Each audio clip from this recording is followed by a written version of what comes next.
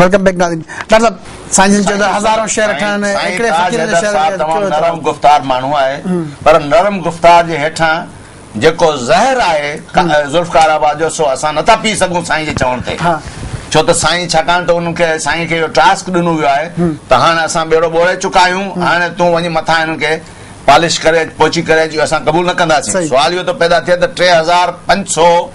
3000 چورس کلوميٽر اڃا تائين کراچي خالي پيا آهي وہ کنهن جي لاءِ رکي وئي خالي ان ۾ ڇو پهرين سنڌي ماڻهن کي نٿا وسايو اوهان هڪڙو ضلعو ٺاهيو ويٺا آهيو جڏهن ته ان ۾ 9 ضلع هن وقت آساني سان هن وقت ٺهي سگهن ٿا جنهن ۾ اسان جا جيڪي ایسٹ ويسٹ سائوٿ سينٽرل تان جو ٿيو پيا لياري ضلعو نٿو ٿي سگهي جدا ایڈی وڏي پاپولیشن आहे ان جي 20 لک کان مٿي پاپولیشن आहे.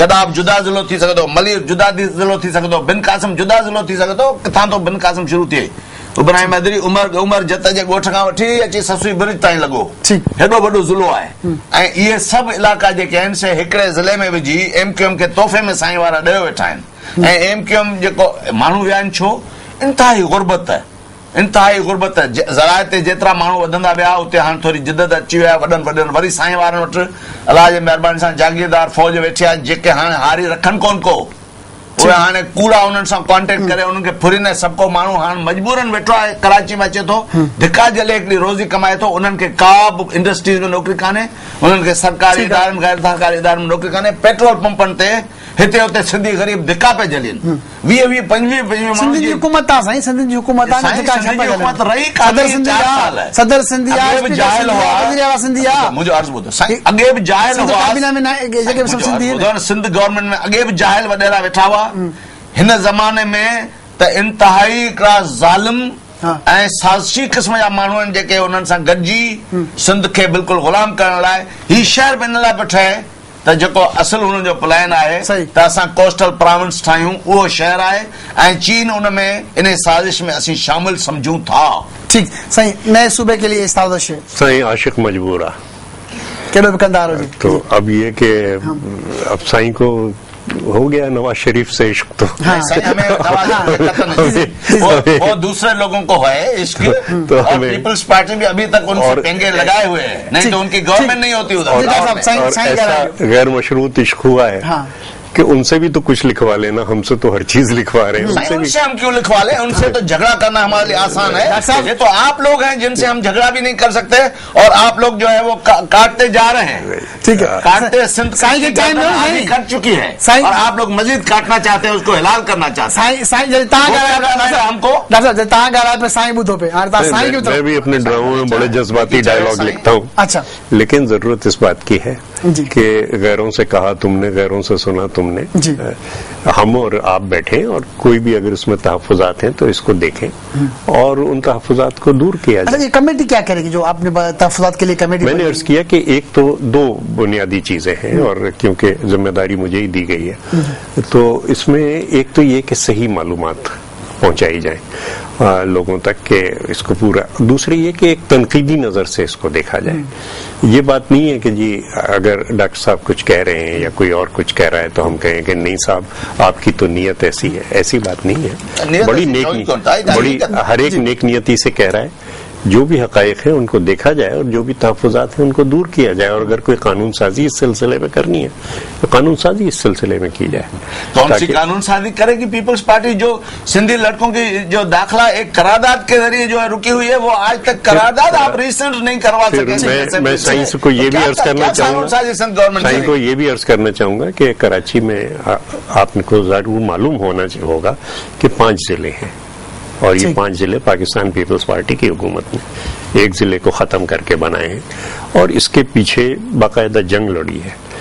इस वक्त जो परसों मुझे रिपोर्ट आई है कराची के जनरल सेक्रेटरी की जानिब से बाकायदा तफसीली जिसमें एक एक नाम दिया हुआ है 248 पाकिस्तान पीपल्स पार्टी के कारकुन शहीद हो चुके हैं जी. ये जो हमारी ली मार्केट पे सानिया हुआ उसमें भी 9 कराची के थे जिसमें से 7 पीपल्स पार्टी के थे. तो ये कीमत हम अदा कर रहे हैं और इस कीमत को अदा करने का हमें शौक नहीं है. हमारी सबसे बड़ी कोशिश ये है कि नहीं गुफ्त शनीद करके किसी तरीके से बिठा के एक सियासी तरीके से इन मसाइल को हल किया जाए. हम कुर्बानी दे रहे हैं हम कीमत इसकी اٹھا رہے ہیں, اور ظاہر ہے کہ یہ اسی لیے اٹھا رہے ہیں کہ ایک حق و انصاف کے ساتھ بات کی جائے. اور میں پھر یہی کہنا چاہتا ہوں کہ کسی کو بھی کوئی بھی اگر تحفظ ہے تو ظاہر ہے کہ اس کو دیکھنا, اس کو جانچنا, اس پہ گفتگو کرنا, یہ ہمارا فرض ہے. کمیٹی ہے یہ ملے گی تحفظات رد کرنے کے لیے, جو کامپرس پارٹیاں جو احتجاج کریں ان سے ملاقات کرے گی؟ کیا پہلے فیز کے اندر اگلے ایک ہفتے کے اندر ہم خود تنقیدی جائزہ اس پروجیکٹ کا لے رہے ہیں. اچھا, جو اب سائیں ناراض ہو جائیں گے, وہ کچھ لوگ گئے ہوئے ہیں چین جو کہ کل رات آئے ہیں واپس, تو ان کے ساتھ بیٹھ کے اور پورا اس کا جائزہ لے کے, اور جو ہمیں اس کے اندر دشواریاں نظر آتی ہیں یا کوئی اس قسم کی بات نظر آتی ہے اس کو کر کے, اور پھر ہم سب کے دروازے سول سوسائٹی سے نیشنلسٹ ذوالفقار نے رکھا ہے, ذوالفقار حال پوٹو نے اگلے ہفتے میں. اب وہ 11 کو رکھ رہے تھے لیکن 11 کو سندھ اسمبلی کا بجٹ آ رہا ہے, اور 12 دانشورن بھی رکھی. ہاں نہیں, ذوالفقار حال پوٹو بات کر رہے ہیں, اور ظاہر ہے کہ وہ ہماری اس میں ان میں ڈسو نا پنجو پیپلز پارٹی وہ انیشیٹو وٹھے تھی, ظاہر ہے تو وہ پارٹی لیڈر سے ॻाल्हाईंदी.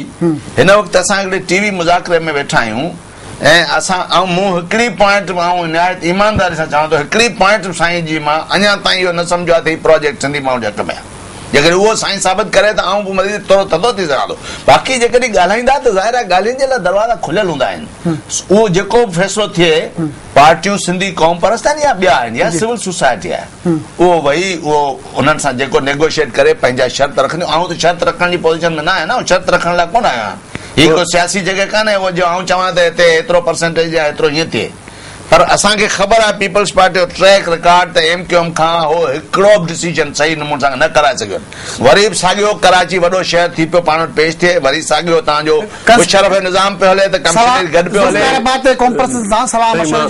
साईं जेको न 248 जेतिरे जेके हिननि जा कारकुन आहिनि तन मां कुझु त हाणे पाण मारो आहे न हथ सां. जेकॾहिं एतिरा कमज़ोर आहिनि ॿियनि जे चवण ते करे उते कब्ज़ो करे जेको एक्शन्स कराईंदा, एतिरा कमज़ोर आहिनि त पोइ ख़ुदा करे ख़ुशि हुजनि. साईं खे बि میں پورے احترام سے ایک چیز عرض کرنا چاہوں گا کہ اب میرے خیال سے ہمیں یہ کہنا چھوڑ دینا چاہیے کہ کوئی سندھی ہے اور کوئی سندھی نہیں ہے. سندھ میں بسنے والا ہر شخص سندھی ہے, کوئی بھی زبان بولتا ہو, اس کی مادری زبان. لیکن جس وقت آپ یہ تفریق کرنے لگتے ہیں تو آپ خود ایک حصے کو الگ کر رہے ہوتے ہیں. اور میرے خیال سے اب ہمیں اس بحث کو ختم کرنا چاہیے. سب سندھی ہیں اور سب کا جو مفاد ہے وہ مشترکہ مفاد ہے. دیہی سندھ یا شہری سندھ ایک دوسرے سے الگ ہو کے نہیں رہ سکتے, ایک مشترکہ, اور ہم سب کو مشترکہ. اب ہماری مشکل یہ ہے کہ یہ ہمیں مانتے نہیں. اچھا, اور وہ ہمیں غدار کہتے ہیں, وہ ہمیں غدار کہتے ہیں, تو ہم کہاں جائیں.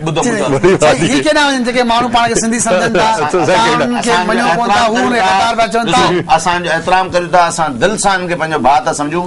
ऐं इवन जेके ॿिया सभु उर्दू ॻाल्हाइण वारा आहिनि सवाइ MQM जो जेको हिकिड़ो टोलो आहे जंहिंजो तरीक़ेकार इहो आहे त हुन ते कंहिं ॻाल्हि ते हुननि जे त एतबार असांखे कोन्हे. जॾहिं तव्हां चओ था महाजिर, लफ़्ज़ महाजिर था चओ, माना महाजिर क़ौम जो ज़िद आहे. ॿुधो न, ॿुध तव्हां हीअ ॻाल्हि ॿुधो, डिक्शनरी ही ॻाल्हि थो ॿुधायां. महाजिर माना त तव्हां उन क़ौम जो हिसो न आहियो थिया अञा ताईं. पाण सां पाण खे मुहाजिर चवनि, असां करे था चऊं, चवंदा असांजे ॿारनि. हाणे ज़ुल्फ़कार वारे मामले जो छा थियणु घुरिजे? साईं चवंदा असां सलाह मशवरा कंदासीं, कंसल्टेशन कंदासीं, मीटिंग्स कंदासीं, तव्हांजो ओपिनियन. ऐं ज़ाती हैसियत में ही ऐं तरक़ी पसंद पार्टी जे हाणे जेको हिन वक़्तु जुमिलो ॻाल्हाए थो उहो तरक़ी पसंद पार्टी जे सेक्रेटरी जनरल जी हैसियत में नथो ॻाल्हाए. ज़ाती हैसियत में आऊं हिकिड़े डेवलपमेंट प्रोफेशनल ऐं इन ई सॼे इलाइक़े जे चपे चपे खां वाक़िफ़ माण्हू जे हैसियत में हिनखे रद्द थो करियां. बाक़ी रहियो सुवाल त सुभाणे कॉमर्स पार्टियूं जेकॾहिं गॾिजी इहो फ़ैसिलो कनि थियूं, पीपल्स पार्टी खां गारंटियूं वठनि थियूं, त उहा उन्हनि जी कहिड़े क़िस्म जी गारंटी हुजनि, कहिड़े क़िस्म जी गारंटी. ऐं हिन ते कोन ॻाल्हाए सघे. لیکن ڈیولپمنٹ پروفیشنلز اگر ڈیولپمنٹ کے خلاف ہو جائیں تو پھر یہ میں ہوں نہیں. ڈیولپمنٹ میں نے کہا ڈیولپمنٹ کوئی بیسٹ نہیں ہے جس کی سب سائڈ ہے. اس کی یہ سائڈ ہے کہ اس میں اگر 50 لاکھ لوگ بھی آتے ہیں, جو کہ بہت کم ہے شروع میں, اس میں سے میں یہ دعویٰ سے کہہ سکتا ہوں کہ 40 لاکھ لوگ جو ہیں وہ باہر سے آئیں گے सिंधी नहीं होंगे, सिंधी जेन्युइनली वो गारंटी वठो ना साईं, गारंटी वठो आइन साइज दुबई में दुबई शहरनि में बड़े बड़े शहरों में कि भाई टीवी मुज़ाकरे ते कहिड़ी गारंटी वठा हिननि जी ॿुधायो तजवीज़ रखी सघो था साईं। ॿुध न रऊफ़ जॾहिं हिकिड़ो रुगो सिंधी शागिर्दनि जी दाख़िला जी करारदाद जेका चइजे खोड़े साहब उन ज़माने में असांखे चयो अदा असीं ॿाहिरि निकिरी वियासीं बाइकाट करे हो पास कराए विया। अरे तू 4 साल साईं ॿुधो 4 साल तुम स्पीकर थे वेठे हुआ रिजन न करा सघियो मैं इस पे कुछ कहना चाहूंगा कि मेरे बच्चे दुनिया भर में पढ़ते हैं खानदान के, और किसी दुनिया की यूनिवर्सिटी में उनसे ये नहीं पूछा जाता कि आप किस मुल्क से आए हैं, आपका क्या अकीदा है, आप कौन सी जबान बोलते हैं। सिर्फ पढ़ाई की बात होती है। सिंध की यूनिवर्सिटियां हर सिंधी पे खुली होनी चाहिए। ये एक उसूली मौक़िफ़ है और ये एक उसूली मौक़िफ़ है और ये उसूली मौक़िफ़ पाकिस्तान पीपल्स पार्टी तस्लीम करती है। 4 साल में तवा न करा सके। अमल की बात कर रहे हैं। 68% हम तो देखिए ना, हम बहुत सी चीजें करना चाहते हैं, बहुत सी चीजें नहीं कर पाए, लेकिन इसका मतलब ये नहीं है कि वो चीजें नहीं होंगी। अगर जद्दोजहद की है उन चीजों के लिए तो हमने की है, कुर्बानी दी है तो हमने दी है, और इंशाअल्लाह जो भी उसूली बात है उसको किया जाएगा। बड़ी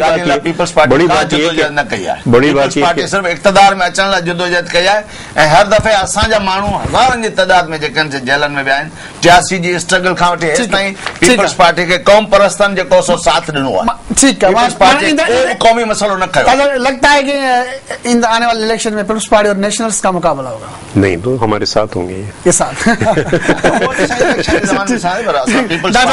तो नवाज शरीफ के साथ थोड़ी होंगे। असां नवाज शरीफ सां सवाल ई कोन थो पैदा थिए, पर असां पीपल्स पार्टी हिकिड़े कैंडिडेट जे मुक़ाबले में माण्हू ॿिया ॾींदा। दासा ताईं महिरबानी, दासा ताईं महिरबानी, तमामु घणी महिरबानी। नाज़रीन, ताज हैदर साहब पाकिस्तान पीपल्स पार्टी सिंध जा सेक्रेटरी जनरल, डॉक्टर रजब अहमद साहब एसटीपी जा अॻवान, उन जूं ॻाल्हियूं ॿुधियूं था। सेक्रेटरी जनरल पाकिस्तान एसटीपी जा, उन जूं ॻाल्हियूं ॿुधियूं। असां कोशिशि कई सियासी मामलनि ते ॻाल्हायूं, पर ज़ुल्फ़िकार आबाद वारे मामले ते तमामु घणो बहस थियो ऐं ज़रूरत हिन ॻाल्हि जी आहे त ज़ुल्फ़िकार आबाद वारे मामले ते अञा वधीक बहस थियणु घुरिजे, छाकाणि सिंध जा माण्हू इन रिथा इन स्कीम बाबति ॼाणणु घुरजनि था। सिंध जी क़ौम परस्त धुरियुनि खे, सोसाइटी खे, सुजान हल्कनि खे जेके बि ख़दशा आहिनि उनखे ख़तमु करणु पाकिस्तान पीपल्स पार्टी जी बुनियादी ज़िम्मेवारी आहे। पंहिंजे मेज़बान रऊफ़ चांडवी इजाज़त ॾींदा। अल्लाह।